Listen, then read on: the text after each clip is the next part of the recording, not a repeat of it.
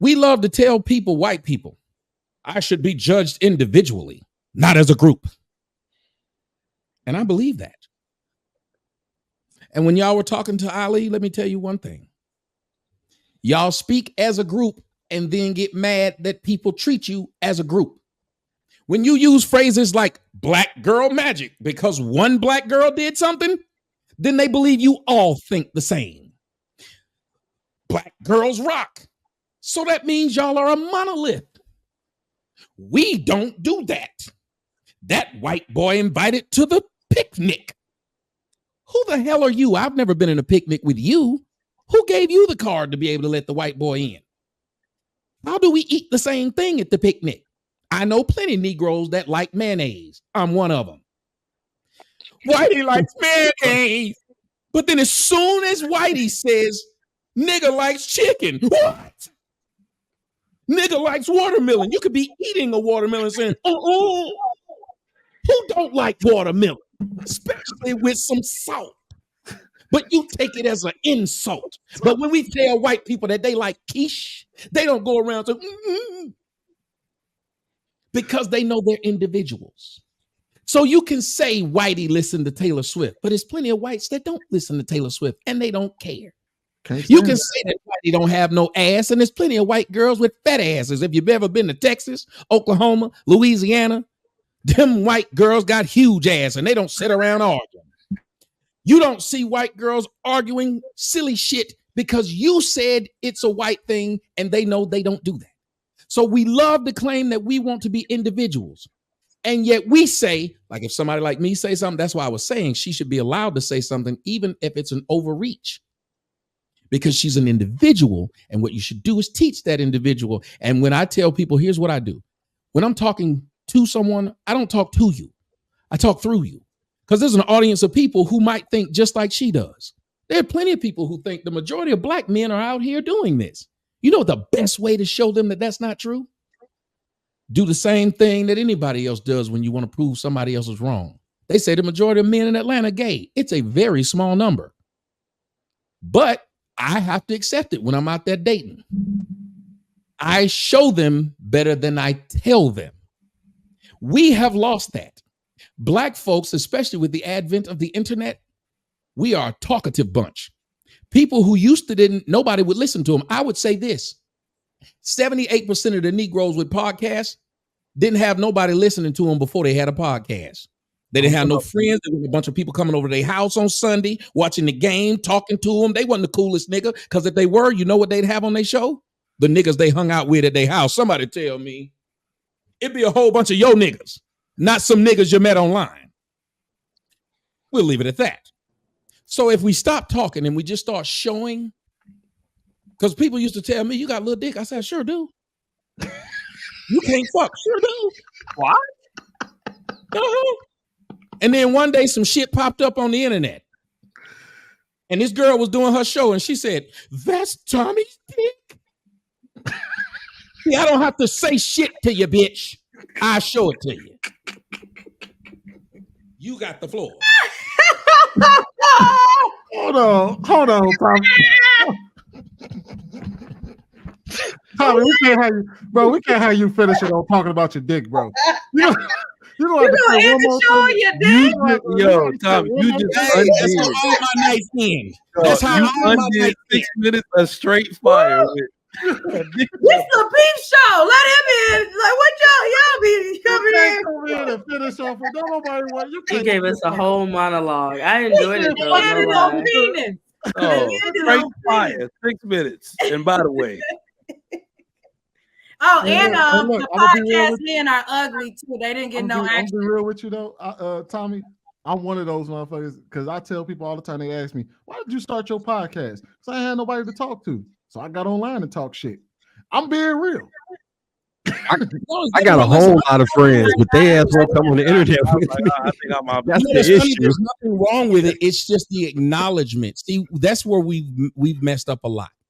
We don't acknowledge things exist. We believe in the ostrich theory. Stick your head in the sand and it'll go away. That's why we tell, when y'all were saying we should say uplifting things. Black women are a prime example of why you shouldn't say uplifting things. For the last 30 years, they've been calling these women queens and beautiful. Did it make them get better or worse? I mean, so an argument could be made that when you have somebody in a deficit of self-esteem, you've got to do something to offset that. So I think that's they got to do something to offset it. But that's where you're messing up.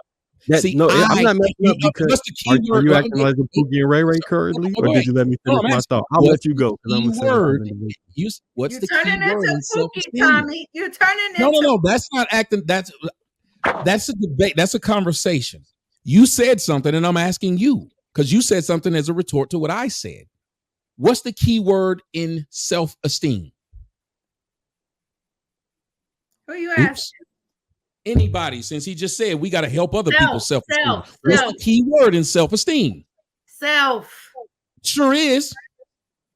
And anytime you're constantly doing that, and any of you women who've ever been in a relationship where you got to constantly try to make a man who was broken when you met him, you trying to piece him together, who does he usually treat the worst? You. Yep. But you treated him differently than everybody else treated him because he had started to accept that he wasn't shit. You kept trying to tell him he was something different. You helped him get with another woman who saw him when he was shit because you made him that way. Now he looks at you and say, what the hell was wrong with you? The only reason I was able to get with this pretty woman or cheat with you on this pretty woman is because I wore a nice suit and nice shoes. You fucked me when I was at the bus station. Something wrong with you. That's what people do. Hey, Tommy, in my defense, I will say this.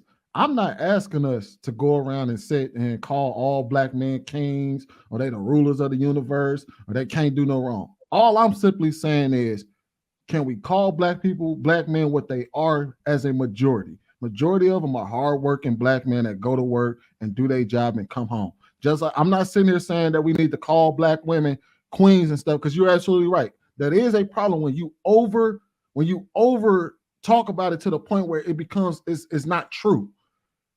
I'm not, just like I don't believe all black women ain't shit. I'm not sitting there. My problem was that we're sitting over. Okay, we gotta stop talking. I can't believe you said that. Hell, we can't get along.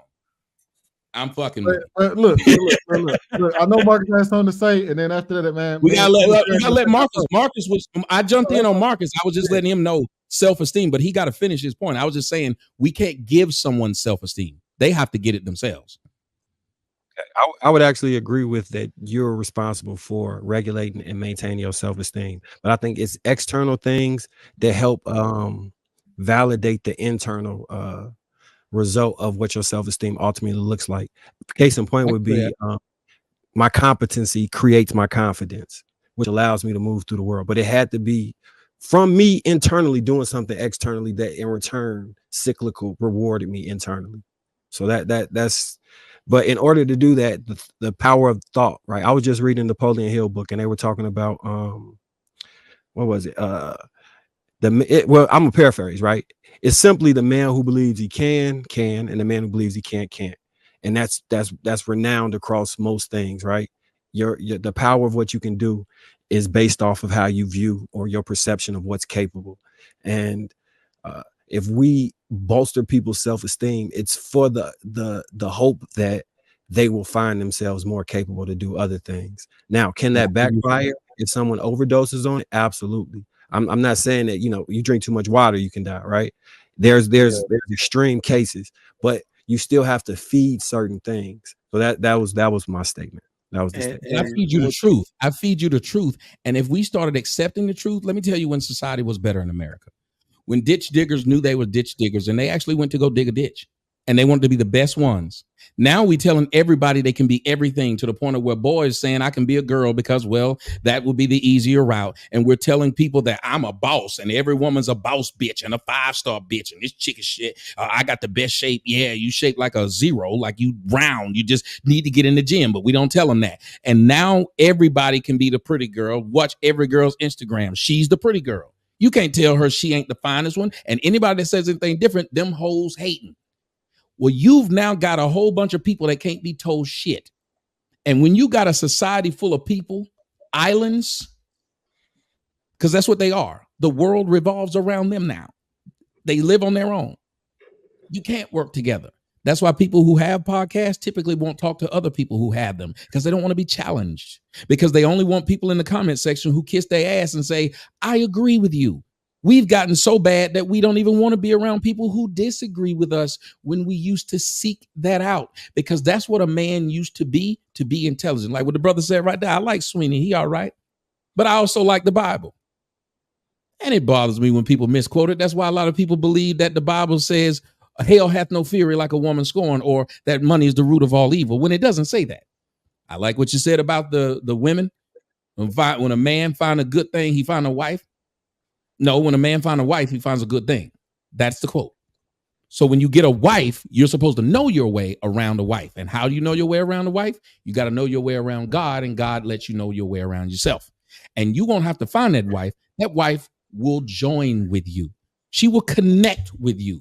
Just like you might not know what a magnet is. You ever seen a kid? You ever give a kid a magnet? They don't know what it is, but you give them two of them and look at their faces when they put them near each other and they go, and that's exactly how you feel when you find a good woman.